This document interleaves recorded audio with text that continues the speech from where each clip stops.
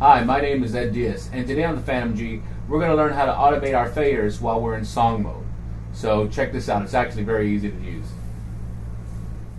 One thing that I always get questioned about is how come the Fantom G has 16 MIDI parts but 128 MIDI tracks? How does that make sense? Well, here's how it really makes sense. Here's how it breaks down. So we can record our 16 internal parts to 16 tracks, right? Well, check this out. We can use some of those 128 tracks to record our note data, just basic sequencing, us actually playing. But then we can use other MIDI tracks inside the Fantom G to record what our fader movements are doing, or control changes, whatever we want to do. Also, don't forget, of those 128 MIDI tracks that are available to us, some of those tracks can actually be external keyboards or external devices, so we can record those there too. So let's go ahead and learn how to automate the faders on the Roland Fantom G.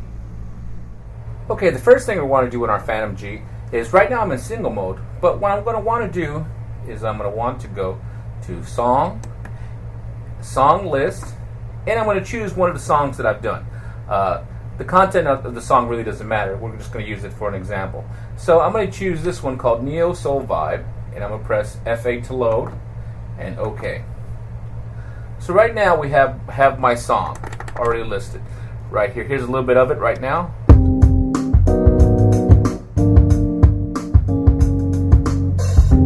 Okay, so now I have my song loaded, and you'll notice I have tracks 2, 3, 4, 5, 6, and 17 loaded. But I still have tons of different MIDI tracks available, up to 128. Okay, so I'm going to go ahead and let's say I'm going to use MIDI track number 20. It's way down here, so I'm going to go ahead and move it up. Here's how I would move it up so I can see it. Press F7 Song Utility. Now I'm going to go to Zoom Track Order, and now I'm going to actually go ahead and move it to the top, right there. So it's at the top. This way I can see it and access it pretty quickly. Now that I have that set, I'm going to go ahead and I'm going to press Studio right here. So now, after I press that button, you'll actually be able to see my studio set. So let's go ahead and record some part data. I'm going to record some data on MIDI track 20 of these MIDI parts here. There's nothing on here, but this will be a good example. So I'm going to go ahead and press F8 because you see this whole section. So press F8. Now I have it here. And now as I move my faders, you see these guys move over here. So let me put them close. Okay, so now let's go ahead and record those fader movements. And I can record these fader movements or anything up here I want. Whatever you need to do. So we're going to focus on these right now. So I'm going to press now, record. Now it's going to say auto 14 because that's what MIDI part it happens to be on. Make sure you change this so you tell it specifically what part you want to record on. I want to record a MIDI part 20. Count in, I'm not really concerned about that because we're just using this for an example. I'm going to put this on a loop just for this purpose, and I'm going to go ahead and tell this just to record. Let's do 4 bars. Okay, so it's going to record my MIDI data. So I press start, press close, and now we can record just what my faders are doing. And this should be the end of 4. Check it out. So now it just recorded what I just did. Now let's go back up now and record maybe my reverb send, my chorus send, my panning. I'm automating all these different movements, and you notice when it comes back, it'll bring them all back too. So as you see, we just recorded. I'm going to go ahead and press stop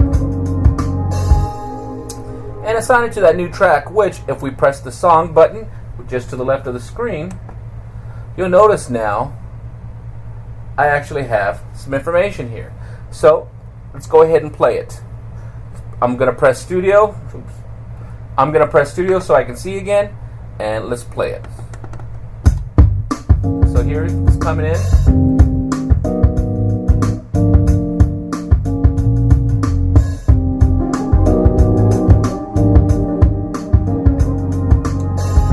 And that quickly I was able to automate my faders. Now, if it turns out I was listening to this and I didn't like how it sounded, I can, by pressing song, go back up into my song play screen, press F8 song edit, and if I didn't like that, I could always come in and delete that phrase. Press the studio button in your mode section over here, and I could go ahead and put all these faders back to where they were to start with if I didn't like it. So that's something nice to know, that I can do that if I went ahead and made all these changes and it turns out it didn't work out for me. So I did a whole bunch of different, recorded a bunch of different faders, but we could have done this fader by fader if we wanted, and that's how easily and quickly it is to do. So try this with your track at home and see how it works out for you. As you just saw, automating your fader movements on the Fantom G isn't that hard. So go ahead and watch this video over a couple times, make sure you have the steps, and try it yourself. Now, I went ahead and automated a bunch of different faders at a time. I could have gone in there and done a separate MIDI track per each fader if I really wanted to get crazy with it. So try them a couple different ways, see what works best for you, and I hope you have good luck. Thanks again for watching, and we'll talk to you soon. Take care.